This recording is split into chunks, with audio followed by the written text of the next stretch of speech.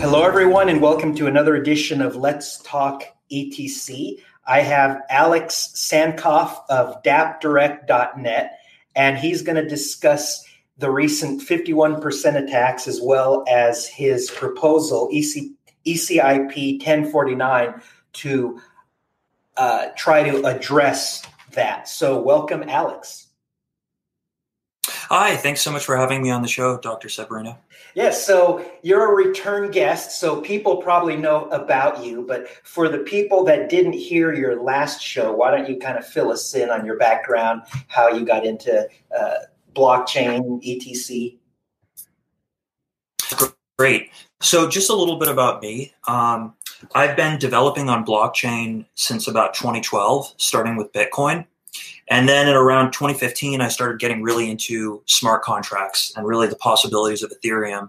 And then when the whole DAO fork happened, I actually really wasn't paying attention to it very much. And I just went with Ethereum because that was the easiest, wallet software. I could install MetaMask on my computer and just go with it.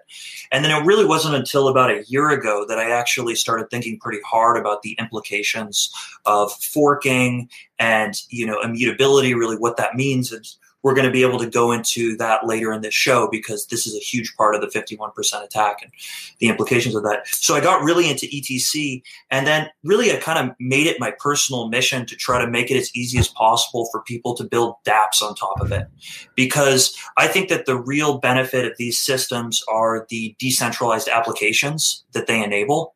So I have created an application, P3C, which is a next generation sort of insurance program, which can allow people to sort of, save, to have savings as a group and to be able to use those regardless of national boundaries or age or any of sort of the traditional issues that people have with insurance. And then dappdirect, which is kind of the site that I've been working on, came out of that as just an exploration phase to figure out, well, what are the other dApps out there on the Ethereum Classic blockchain? And since then, we have about 20 dApps on dappdirect.net. Anyone can go visit it. Actually, anybody can submit a dApp themselves. And, one thing that's pretty remarkable is actually how quickly the dApp market has actually rebounded since the 51% attack. So just looking at the website right now, we've had over 100 dApp users in the past 72 hours. So that means that people are happy with Ethereum Classic and they're still willing to use the dApps that are building on top of it, which is a very good sign. All right. Now, speaking to that, I taught a class just a few hours ago on blockchains, and I did a demo with the smartphone app called Jax, where I sent around some ETC. So the system is doing fine, in case anybody's wondering. So it's still up and functioning, as you said. Yeah, great. Go ahead. You continue. So that's a little bit about me. So my focus when it comes to Ethereum Classic is always from the dApp developer's perspective. That's sort of where I spend the most of my time. That's where I'm trying to build my business. And that's kind of how I always look at blockchain technology. Okay. And so now, before we talk about recent events, for people that aren't familiar with what a 51% attack is, can you just go over the basics real quick about that? So there's one really big rule when it comes to a proof of work blockchain, which is that the chain with the most amount of work put into it is considered the true chain. So when you look back and actually look at the, balances of different accounts, the balance, the version of history that has the most proof of work built on top of it is considered the correct balance. Now, this generally has traditionally just come into play with what are called uncles. So that means if two miners mine a block at the same time and, half the world gets one block and the other half of the world gets the other block. And then the next block that gets produced gets built on top of one of them, which means that the one that, was in one part of the world but didn't get built on is no longer the longest chain and is just discarded. So we actually have these sorts of little forks all the time, but the network will resolve itself and generally just build on one canonical chain. And that's how blockchains work, most of the time. Yes, and if I could just add. Yeah. So what sorry, I thought you were done, but continue, and then I'll add my 2 cents. Sorry, continue. Oh, absolutely. So that is really how it works most of the time, and I think that the most important thing to emphasize to people is that these sorts of reorgs happen very often, and they happen in every proof of work based blockchain. So what happened with Ethereum Classic a few days ago is really. Before we get into the recent events, so just to beat a dead horse. So what you were saying, please do, about adding blocks. So because there's several miners competing, you don't end up initially with a chain, but you have something that would be better described by a block tree with lots of forks, lots of little branches.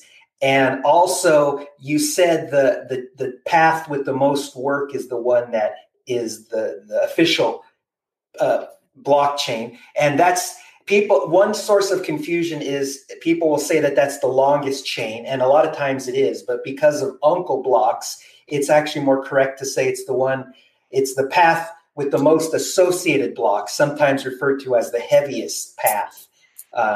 And that is what is the official chain. And so because it starts out as a block tree rather than a block chain, that's why your point is well taken, that there is constantly, that forks are a natural occurrence, small forks. Would you agree with that? Yes. Okay. Good. Yeah, something that a lot of people actually don't know. So it's good to get that out there. Okay, and so with that out of the way, now go ahead and fill us in on what in the world happened recently. The news was blowing up about. You there?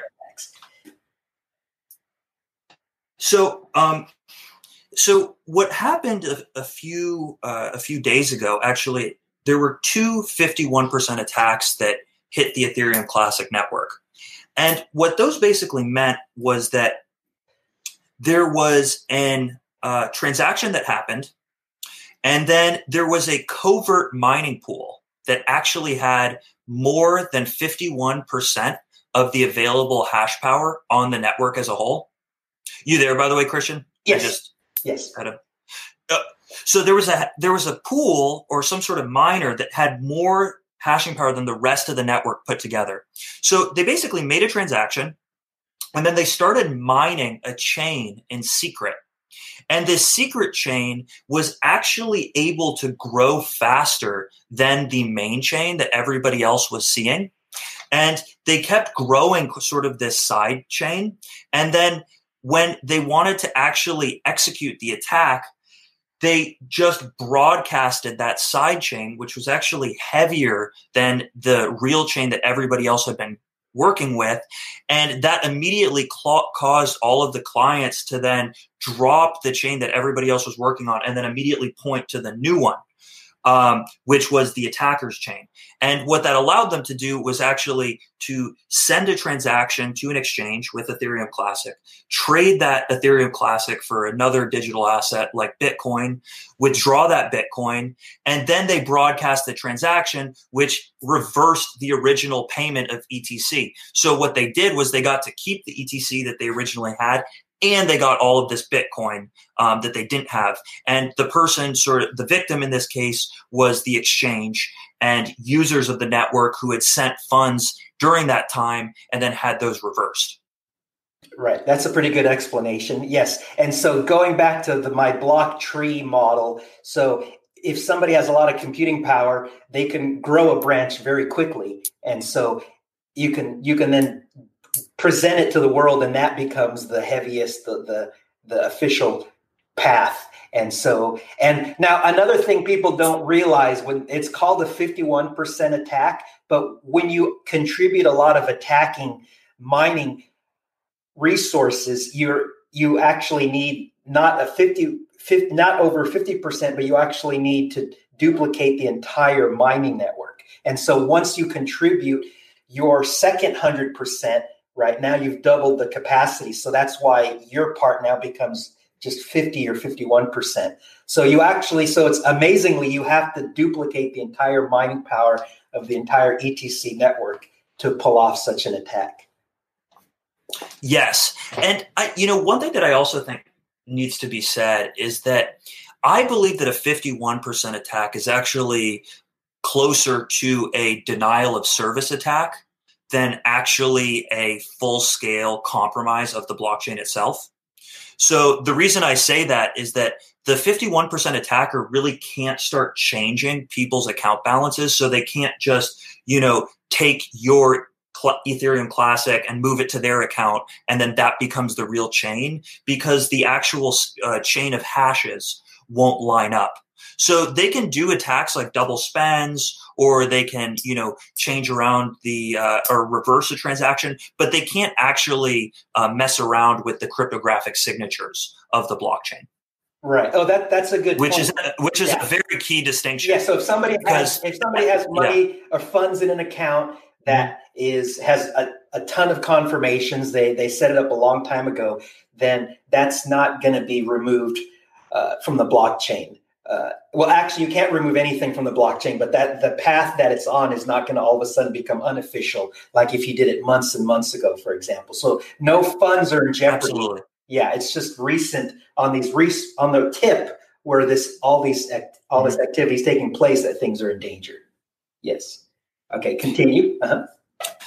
Yeah. So, and basically my background, I come from a professional software engineering background. So when I was working at Google previously, when we deal with these sorts of security vulnerabilities, we give them rankings. So I would personally consider this 51% attack to be a, high vulnerability. So it's very bad to have happen, and it's not good for customers, but it is not a catastrophic vulnerability in which actually customer funds are lost or destroyed. Right. So if somebody was very paranoid about this affecting them, what you could do is before you take something to be official, some recent transaction, wait a long time for a lot of blocks to be added to the blockchain to make sure that something like this doesn't happen to your transaction, right? Yeah. And then kind of like moving into what the response of the community was, this is the initial response of the ETC community, which is that all block confirmations at this point, you should be waiting for anywhere between 500 to 4,000 block confirmations before you can definitively say, okay, I hold on to those funds. Right. So your point is well taken also, again, because in that sense, what's really happening is it's effectively slowing down, right, commerce activity on the ETC network. So in that sense, it is like a denial of service attack to a web server. Absolutely, yeah.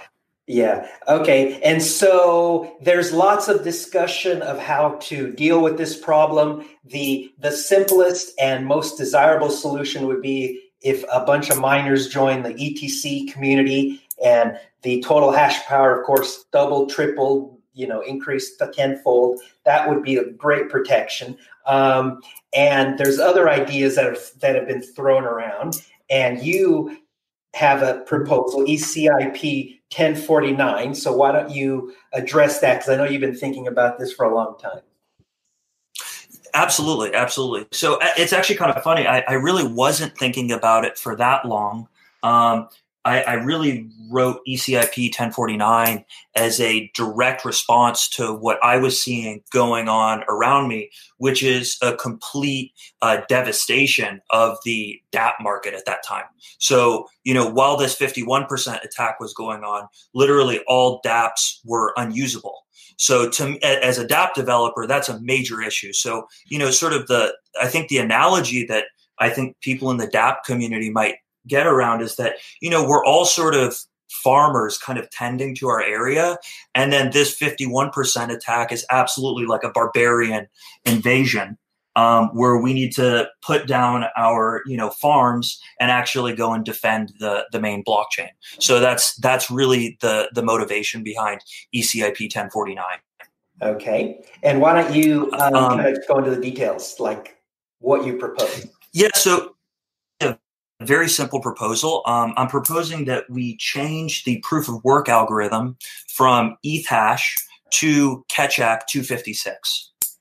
Okay. And the reason why I'm making, No, I saying yes. I think it's Keccak 256. I could be wrong. I never heard anybody pronounce it, and regardless, so yeah, the current proof of work algorithm is ETH hash, and continue. Sorry. So there are two main reasons behind ECIP 1049. So the first reason is the similarity to Bitcoin. So, the first thing that I did after this attack occurred was I really started trying to dig into wait a second, what is the hashing algorithm that we're using to defend this network? And why did it fail? And I started looking into ETH hash. And, the one thing that amazed me about it is how incredibly poorly documented it is. So I started trying to look up, protocols for it. How is it designed? I wanted to experiment with some hardware myself to see, what kind of, what does it look like when you're actually trying to run this thing? And I was able to find practically no documentation for it.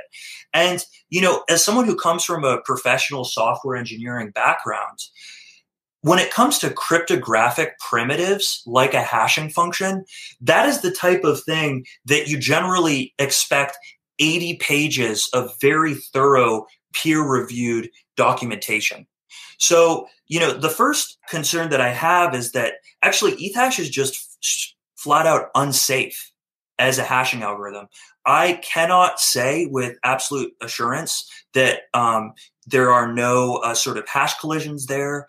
I don't exactly know how it is produced or really what is the core part of the algorithm. I was looking into it and I was actually seeing stuff that were pretty terrifying. Things like random number generators put inside of there. It was a stateful hashing algorithm, which means that it looks at the current state of the blockchain and that affects actually what the hash is supposed to do. And really just taking a step back, when you look at what a cryptographic hash function is, which is actually one of the most important, cryptographic primitives out there, a hash function is very simple. It's supposed to take input in and produce a very different output so that you can't go backwards between them. You can't take a, output of a hash function and then figure out what the input is. And to me, what really catalyzed ECIP 1049 was I started looking through the code and I'm like, oh my God, what is in this algorithm right now? So I think that, Keccak 256 is great. There is hundreds of pages of peer-reviewed documentation, profiling of it, responses to potential attack vectors, etc.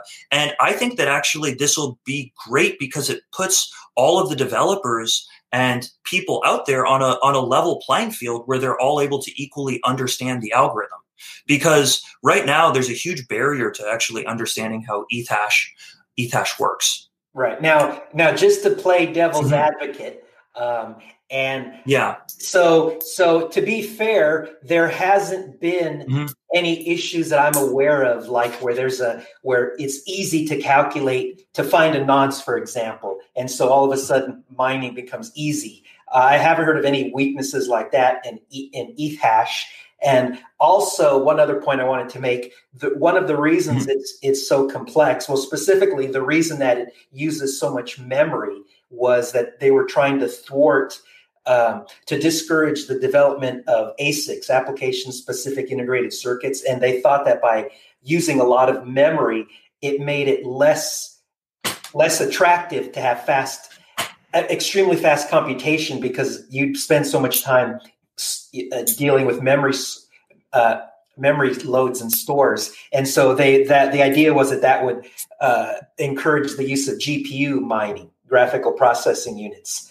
So, anyways, Just want to say that. Yeah. I think that's a really good point. And I think that's definitely something to kind of keep in mind, which is they had a clear goal with their algorithm, but, first of all, it's failed at that goal of being ASIC resistant. So we do know that there are Ethereum ASICs out there.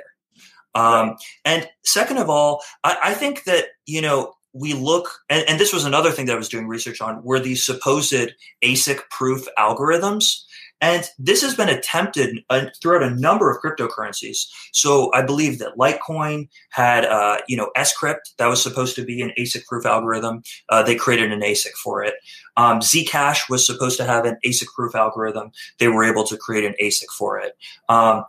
Ethash, Ethereum, was supposed to be an ASIC proof algorithm. And of course, they created an ASIC for it. And to be honest, the only reason I think that these ASICs haven't come out earlier is just simply because the documentation is so confusing. So I think it's been traditionally security through obscurity, not actually through true ASIC resistance.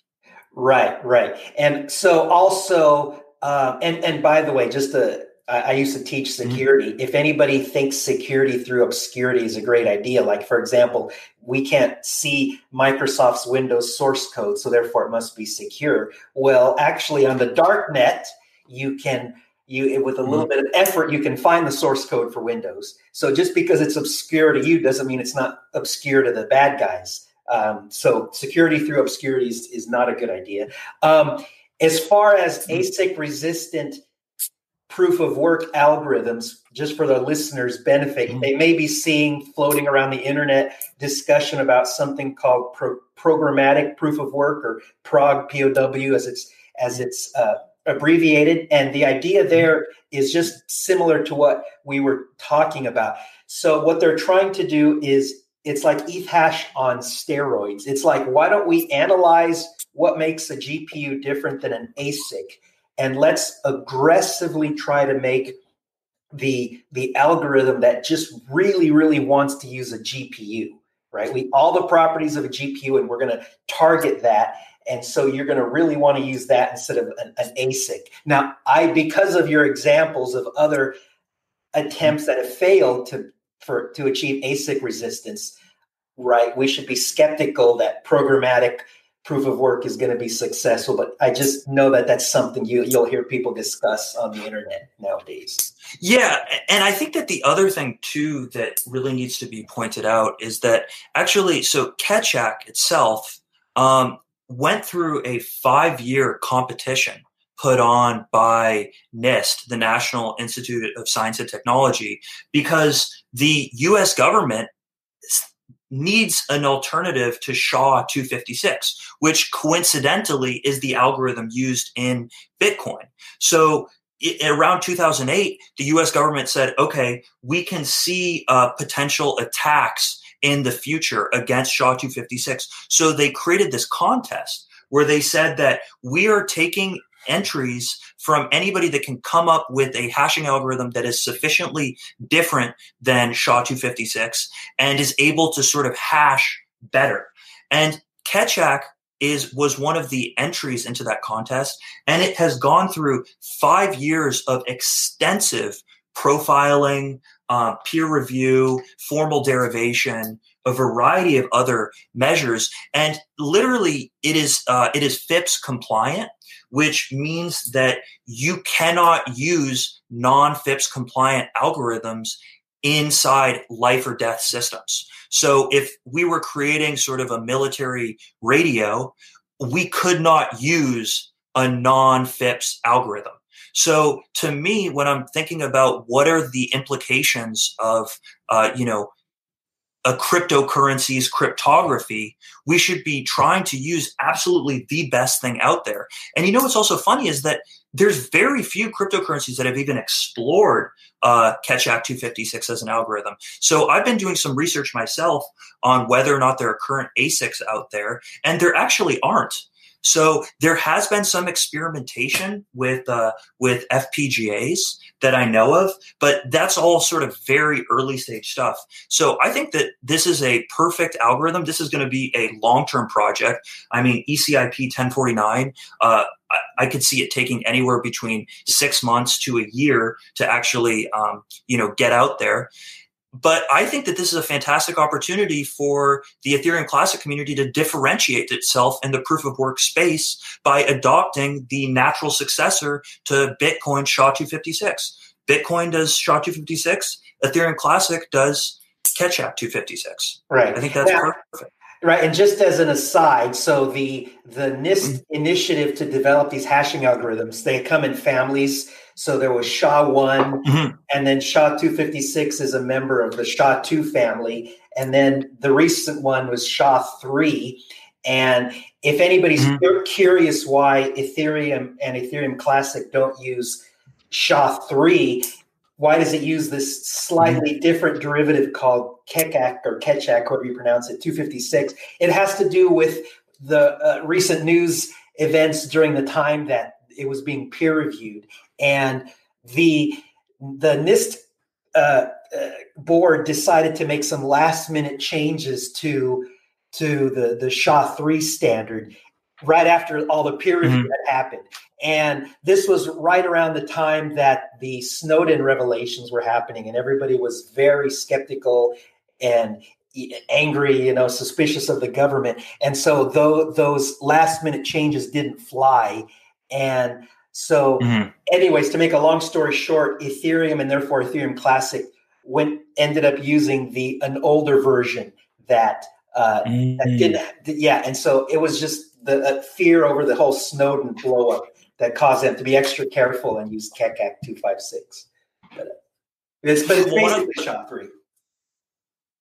Yeah, so one other thing that I wanted to mention as well. So I actually took the initiative to reach out to the Ketchak team to email them, and Dr. Guido Bertoni, who is the guy that originally came up with the idea, he responded within hours, basically answering my questions about what is the difference between Ketchak and SHA, and it's exactly as you said. It's the same algorithm, but it uses a different padding by default. He also mentioned that he's been, watching the crypto space for a while, and he doesn't believe in any of these ASIC resistant algorithms. So, I mean, granted, he might not be in the cryptocurrency field, but I mean, this guy is a very sort of respected member of the math community, and he said to me that truly every cryptocurrency ASIC resistant algorithm that he's seen, I mean, he has a very hard time taking them seriously because they haven't gone through anywhere near the rigor that his multi-person team had to go through for years. Right. So if there was, the doomsday scenario of somebody finding some exploit in a hashing algorithm probably wouldn't happen with something as peer reviewed as Keccak 256. So yeah, that's a good point. We would leverage. Absolutely. Yeah. Now you also, I think another point you wanted to make is because these hashing algorithms are not ASIC resistant in the long term, we might as well just enjoy the benefits of using something like Keccak 256, which inevitably people will make ASICs for, but they already did it for ETH hash, and they're going to do it for anything else anyway. So why go through the trouble of having this complex, right, hashing algorithm where we can just have this nice peer-reviewed one? So I am completely a believer in the tenets of decentralization. I mean that is absolutely key for me. I think that what makes these blockchains so powerful is that they are decentralized. That being said, I will never compromise when it comes to a question of safety. And I do not believe that these hashing algorithms, even ETH hash, which we're currently running, is a safe algorithm.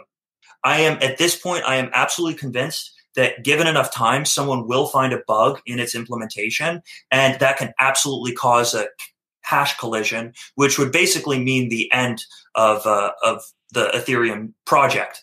So I think that we need to be focusing on a safety first system first. And if somebody can come up with an ASIC resistant algorithm that meets the same sort of safety requirements that the Ketchak team has been through, I will happily sort of support that. But until I see those that level of peer review and the clarity of the documentation, I am very skeptical of most of these what I call backyard algorithms, which it truly feels like a couple of people are just coming up with and just kind of throwing out there.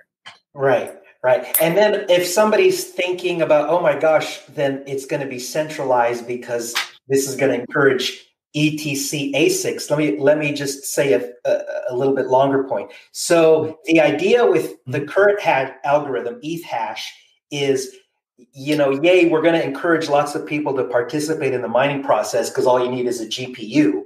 Okay. So yes, that is a good thing. However, the dark side. Yeah, absolutely. However, the dark side of that is that you have lots of people in the world mining other systems with GPUs, and those are all weapons that could be weaponized against ETC, which is what happened. You have all people mining other systems, and then they could pool together and attack ETC because it just needs GPUs to mine effectively. Whereas if you had an ASIC algorithm, then in order to attack it, you would have to presumably go buy a lot of ASIC miners in order to attack it. So that's just another way of looking at the problem. And I think that as I said, I'm not necessarily sold on that view. There are definitely parts of it that I agree with. There are also parts of it which I don't agree with. But really, my focus with ECIP-1049 is I don't want to pay attention to any of that unless we can guarantee that the algorithm that we are currently running is safe. And that to me is the most important metric that we have to have here. Right. Regardless of anything else. If the cryptography does not work for a cryptocurrency, it does not matter how decentralized it is, how many different types of miners, that cryptocurrency is done. So that's really where I'm coming from. Right. And I also wanted to have a chance for us to discuss kind of the second reason why I'm in favor of ECIP-1049, which is, in my opinion, this is actually something that opens up a brand new area of research. So do you want to get into that, sort of the value to smart contract developers? Oh, yeah, you can touch upon that. Or did you want to continue on that previous topic? I didn't know if you had any other points. I know you had talked about using the hashing algorithm in smart contracts. So why don't you touch a little bit upon that? What you wanted to say? I actually got really interested in Ketchak because that is the hashing algorithm that Solidity developers have access to. So the way that I learned about Ketchak is I was using it all throughout my smart contracts to do things like password checking. So this is a really interesting question, which is how do you actually submit passwords to a publicly available blockchain where all the code is revealed? Well, you basically commit a hash of the password to the smart contract. And then when you're attempting to compare that, the client can just hash the password themselves and then compare that hash to the one on the blockchain. And that way that password is never exposed to anyone. So that's how I got interested in Ketchak in the first place. And then I discovered this wonderful project. I'm gonna have to rain on your parade there. So again, from my old security days. So the problem with that idea, it sounds good in principle, but the problem is that the hash itself is exposed, and so you could do a dictionary attack on it. So the reason like your Linux system is safe is because the hash itself is kept secret. But if the hash was made public, somebody could spend a week just trying all kinds of passwords and eventually get it, unless you had a really good, strong, long one. So anyways, that's just something to keep in mind. That is a fantastic point. That's a fantastic point. And I think maybe you could use some salt there as well. Right. So you have to make it a little more sophisticated. That's right. Yeah, really good point. So that was kind of how I got introduced to Ketchak, was because I was using it throughout my smart contracts as like the hashing algorithm. We really don't have access to anything else as a smart contract developer. So I was using it, and then I came across this project called OX Bitcoin, which was attempting to create, and it did create, a mineable token. So you can submit proof of work to a contract. The contract can evaluate that proof of work as being valid and then mint you tokens based on that and then adjust difficulty parameters. So to me, that really, and this project's been going on for almost 10 months. It's been turned into a standard, ERC 918. And there's a whole ecosystem of people creating these mineable tokens. And to me, that opens up the door for some really incredible things. So, one of the things that I'm trying to work on in the proposal for 1049 is whether or not we can create a sort of self-verifying smart contract. So whether a smart contract can actually verify that the proof of work was done properly by the miners before it executes. And this is something that it's not really my area of expertise. And I would be super happy if anyone from, the theoretical languages or sort of smart contract security or anybody from the Cardano community that knows how to do this sort of thing, if they can sort of, lend some guidance. But I think that something this amazing is possible. And we might be able to achieve, self-verifying contracts on chain if we were to be able to do this. Right. Now I just had this weird idea. What about if you could have a smart contract that could, I don't know, somehow help with protecting against 51% attacks, since that was the topic of our conversation. But I don't know, just an idea. Absolutely. I honestly do not know what the full implications of making the hashing algorithm for the blockchain itself the same as what smart contracts have access to. This is going to be a fascinating area of research. I know that there's going to be something interesting to come out of it. I just don't quite know in what direction and what the business implications might be. Right. So yes, it's certainly interesting. Great. Yeah. So, all right. So did we cover, did we miss anything, or did you cover everything, all the points you wanted to make about 1049 and 51% attacks? You can actually go to Ethereum Classic Block 7249337, and you can follow that block, the blockchain, until 7249418. So that's about 80 blocks. And literally all of those blocks were mined by the same miner. So you can exactly see what the malicious miner was doing in private and then released to the world. And the fascinating part is that those are not going to be forked out, and they're going to live forever in the Ethereum Classic blockchain as an immutable battle scar, kind of a reminder for what happens when a malicious attacker is able to get more than 51% of the network. Right. So that was a fascinating thing to kind of come as a direct result of this attack. Right. Well, I mean, there's other interesting, fun little blocks that were maybe not so amusing to some people, but of course, right, the DAO attack is on the blockchain. Yeah. Right. So, yeah. All right. Good. Yeah. Good. All right. So, have we covered everything? Absolutely. Is there anything more that you wanted to talk about? No, I just wanted to, again, for the people listening, I'm not claiming that I have the answer and I know the hash algorithm, even that we should change the algorithm. I know that there's lots of issues to consider, centralization, right? ASIC resistance. And so we've thrown out some questions and some of the concerns and our arguments and counter arguments. So this is hopefully going to encourage discussion in the community, and hopefully, more people will add their 2 cents in. Right? Yeah. Okay. Very good. So thank you, Alex, for joining me a second time on the show. I always appreciate your input, and again, hopefully a lot of people will listen to it, and this will be food for thought. So thank you very much. Thank you so much for having me on, Dr. Sabrina. All right. Bye-bye.